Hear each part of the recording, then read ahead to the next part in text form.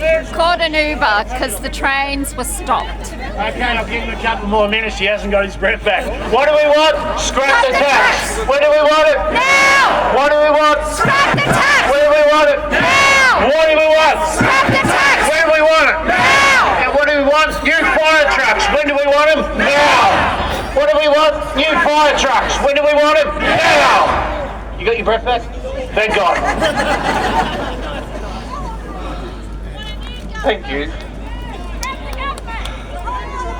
My name is Rob. I'm a farmer and have been in the CFA volunteer for 39 years. I've been fighting this levy from the day it was announced.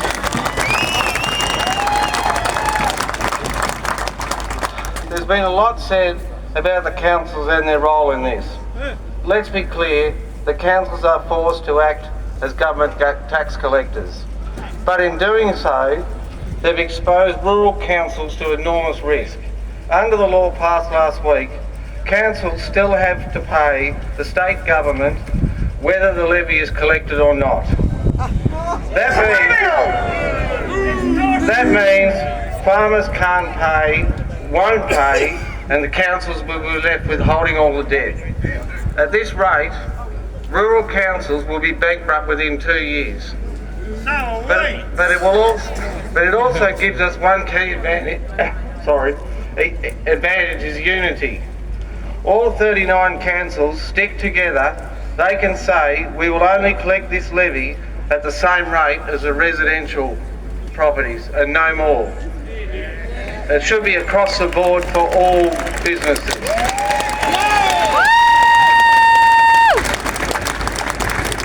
Because what's really going on here, this levy isn't about delivering better emergency services, it's about plugging a hole in the government that created it themselves.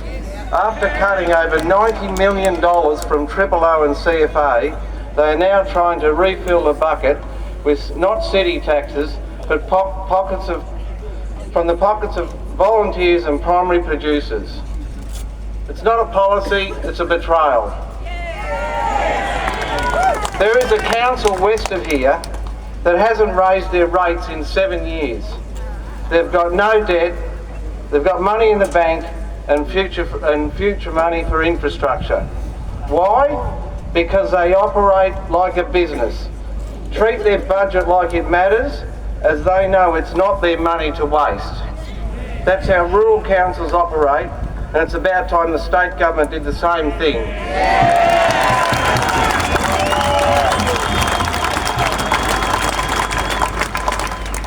We organised the first rally with Simon Toll, Stuart Robinson and Peter Marshall.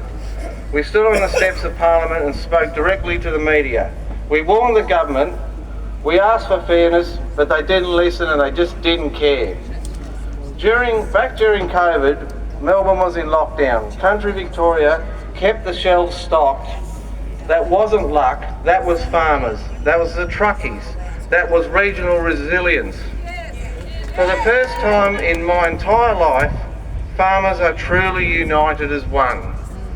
We may be only 1% of the population, but we feed 100% of the people.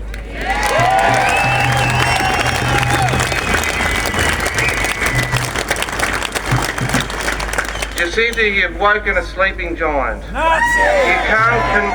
You can't control. If you don't respect the farmers, and you won't have any food. And if this government refuses to listen, we will stop the food from leaving the farms. Meat, vegetables, cereals, grains. A week at first, and if you don't listen, we'll do it again. And if you don't listen to that, we'll do it again. Your food isn't grown in the supermarket. It's grown by us. And let's clear something up. The government keeps saying CFA volunteers are exempt. That's not true. It's not an exemption, it's a capped rebate.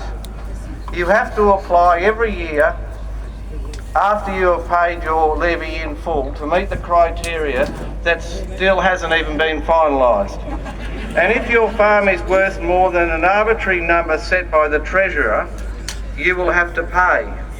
Furthermore to that, The cost of the government workers processing your rebate is also coming out of the farmers' levy. So that's one farmer's income paying for another government worker to hold down a job. They say we won't be affected, but the truth is we're footing the bill. And we're not just farmers, we're CFA members, we're sports coaches, we're SES, we're volunteers, we're school council chairs and parents. How many hats do they expect us to wear? You can't just keep piling it on and expect the people to keep going. We farm, we feed, we protect, and now we're expected to fund that too.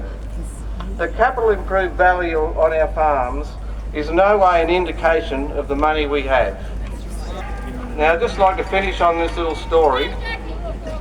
In February 1969, two fires tore through Victoria, one in Lara and another in a small town called Yellowai. A woman by the name of Dorothy Tucker was babysitting 4 kids, 2, 4, 6 and 8 years old. When the fire threatened the family farm, she wrapped the kids up in wet towels, bundled them into an old FJ ute and tried to drive them to safety. But the smoke was too thick, she hit a tree trying to escape. Dorothy carried those children to the main road on foot. A private firefighting unit, a local volunteer farmer, was out chasing the fire. They couldn't see through the smoke, so they drove with the windows down, listening for the gravel under their tyres so they could stay on the road. And then the smoke parted just enough and they saw her, huddled over the children. The fire had already passed over them. They were badly burnt. They spent months in the Royal Children's Hospital, but they survived.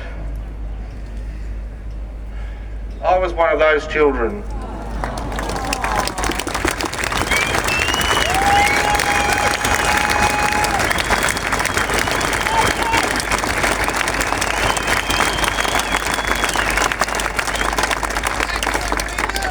Every time I get a call to go out to a fire, I hear voices in my head telling me not to go, but I go anyway, because maybe one day I'll get the chance to help someone the way Dorothy and those volunteer farmers helped me.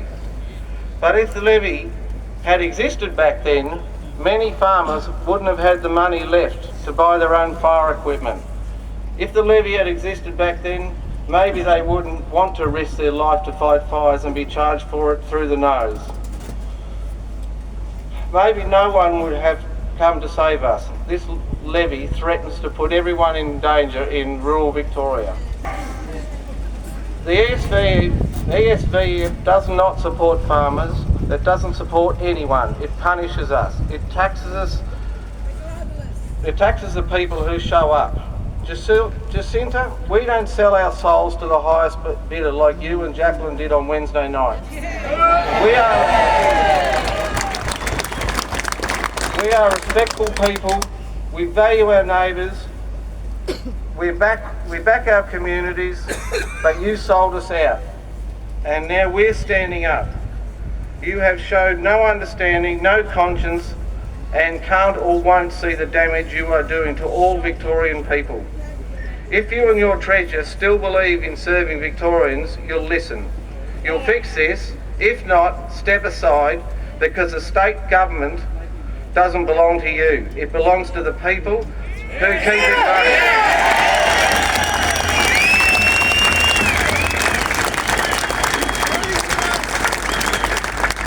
The people you are supposed to serve. We pay you to do a job. Start doing it properly, or the Governor-General will leave you of your duties permanently.